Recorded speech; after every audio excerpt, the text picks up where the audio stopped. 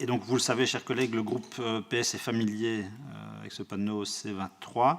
Il y a peu, je le rappelle, la Chambre votait une de nos propositions pour aggraver, augmenter la sévérité des amendes en cas d'infraction à ce panneau, puisque trop nombreux étaient ceux qui préféraient commettre l'infraction et susciter des risques parfois insensés pour les autres usagers de la route que de réaliser un détour. Donc il y avait un calcul coût-bénéfice qui n'était pas favorable au respect de la règle.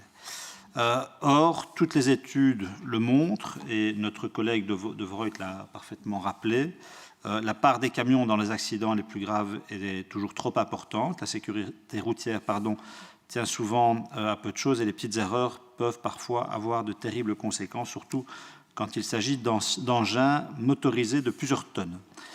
Alors, si la loi doit être plus stricte, elle doit surtout être respectée et les technologies peuvent apporter des solutions aux limites humaines. Ajouter le franchissement du panneau C23 à la liste des infractions qui peuvent être constatées automatiquement a donc du sens, car cette liste contient une série d'infractions qui sont assez simples à constater, comme l'excès de vitesse ou le franchissement de ligne. Toute la question est donc de savoir si les caméras ANPR parviendront à bien distinguer les camions des autres véhicules.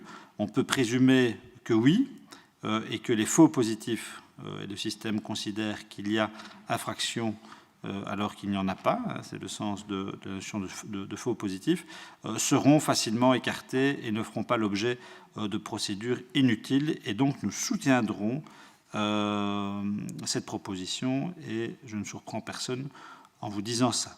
Je souhaite toutefois attirer l'attention de la Commission et ne pas passer sous silence la remarque générale et répétée du CEC, l'organe en charge du contrôle de l'information policière. Alors que les caméras utilisées à des fins de sécurité routière génèrent de plus en plus de données à caractère personnel, le cadre légal actuel reste insuffisant et non conforme au droit européen.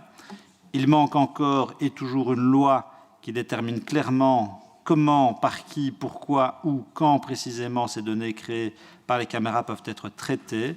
Cette absence va à l'encontre des principes de transparence et de prévisibilité auxquels ont droit nos concitoyens, des principes qui participent à obtenir la confiance des citoyens dans leur autorité, car avoir un cadre légal est aussi une garantie contre les éventuels abus. Merci.